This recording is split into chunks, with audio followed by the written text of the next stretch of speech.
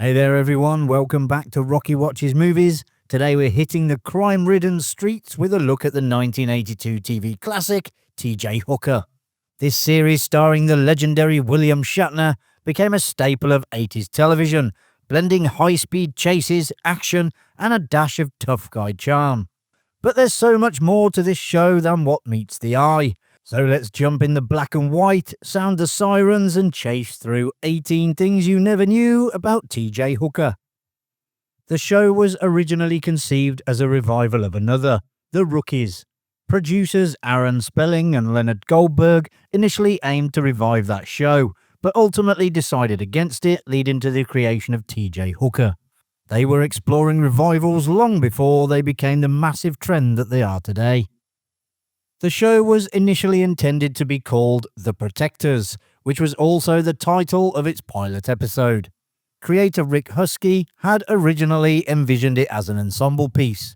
However, due to William Shatner's prominent role in the pilot, it was decided to centre the show around his character, leading to the series being renamed after him.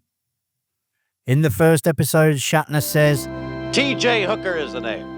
But you don't have to lose any sleep wondering what the T.J. stands for. As far as you're concerned, my first name is Sergeant. Well, if you did wonder what the T.J. stands for, it's Thomas Jefferson, a nod to the third President of the United States. His last name also has historical roots. Hooker is a nod to American Civil War General Joe Hooker. Rick Husky explained that Hooker embodies strong morals, a deep sense of justice, and a strategic approach to his police work, much like a general would. The Season 4 episode, Hollywood Star, was intended as a backdoor pilot for a spin-off series of the same name, starring Sharon Stone as Vice Cop Danny Starr. The episode had Stone working alongside Hooker on a case, and Danny's character had a compelling backstory, and the spin-off could have offered an opportunity for a female lead in a police procedural, which was very rare in the 1980s. Trekkies were delighted to see William Shatner, who played Kirk on the original Star Trek, alongside Leonard Nimoy, who portrayed Spock, in the Season 2 episode Vengeance is Mine. In the episode, Nimoy plays a cop seeking vengeance after a man who assaulted his daughter is released from prison. Hooker must gather enough evidence to send the assailant back while trying to rein in his friend's vigilante actions before it's too late. Nimoy only agreed to appear on one condition: that he would be allowed to direct an episode of the show. He got his wish and directed the episode The Decoy before making his guest appearance. In the episode Vengeance is Mine, a part of the dialogue includes a reference to a previous Star Trek episode. Hooker saves Nimoy's Maguire from being shot by a criminal. Maguire's reply is, "I owe you one, Hooker." Hooker then replies, "I remember saying the same thing to you 17 years ago. This is a reference to the Season 2 Star Trek episode The Apple from 1967.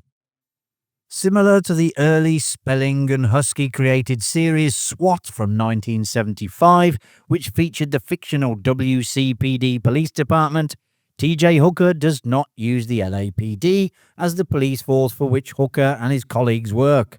Although their uniforms and patrol cars clearly resemble those of the LAPD, Hooker is depicted as part of the fictional LCPD.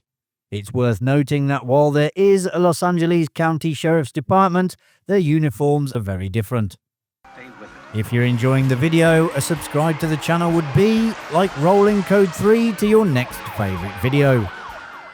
Heather Locklear was a rising star throughout the 1980s, keeping herself busy as she worked to make a name for herself in the industry.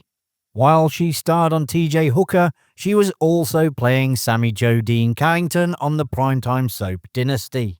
It's hard to imagine how exhausting it must have been. It shows just how much hard work she put into earning her place in the industry. Locklear certainly more than pulled her weight. Another aspect of the series that's only briefly touched upon is the fact that Heather Locklear's character Stacy is Hooker's goddaughter. In one episode, he is reluctant to send her on an undercover mission, concerned that she's not yet experienced enough and fearing for her safety. He even tells her he was the first to hold her when she was born, but this is never brought up again. On top of that, Stacy's father, Captain Sheridan, is also an important figure in the department. Yet Stacy is determined to prove herself, always insisting on doing things on her own, free from any favoritism, nepotism, or preferential treatment. You'd expect a cop like Hooker to be extra cautious about everything, but if you look closely, you'll notice that he hardly ever wears a seatbelt until season 3.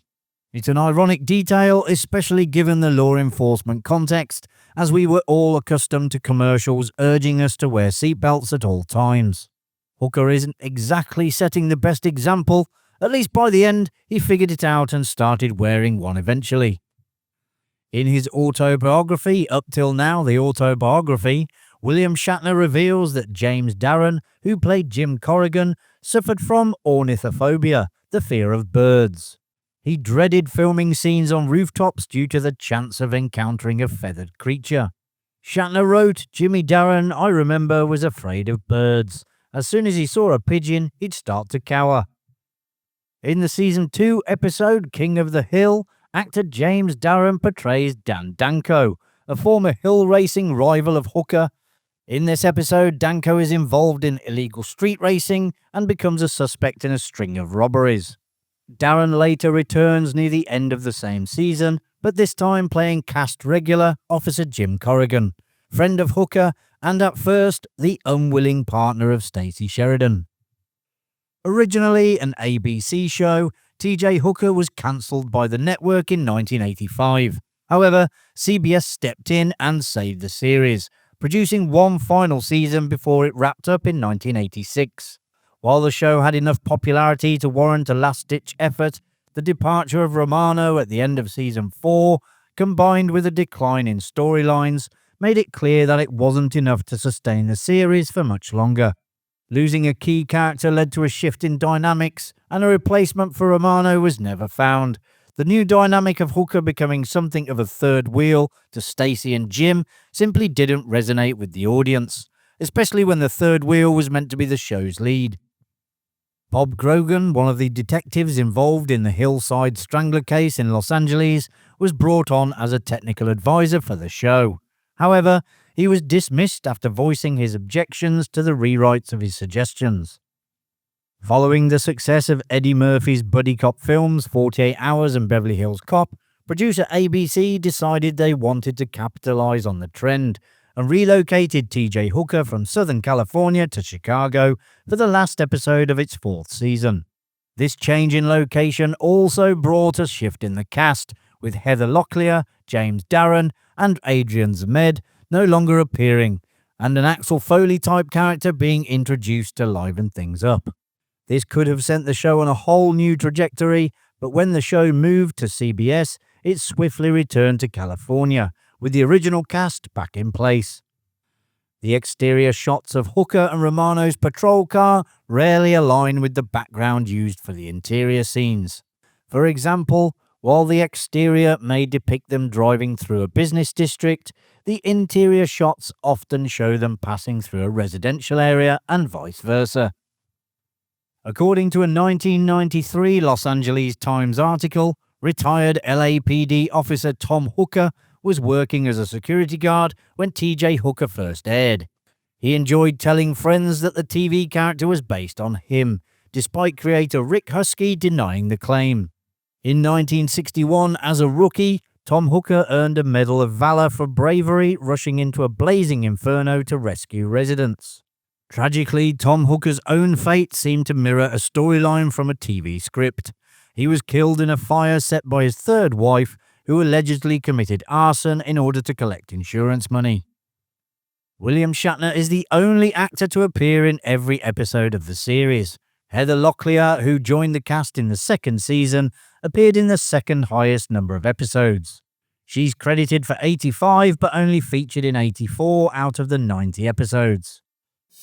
And there you have it, folks. You now know a little bit more about T.J. Hooker. If you enjoyed the video, which I presume you did as you got this far, hit that like button and subscribe so you don't miss any future videos coming to Rocky Watches Movies. Thanks for watching. I'll see you in the next one. Bye for now.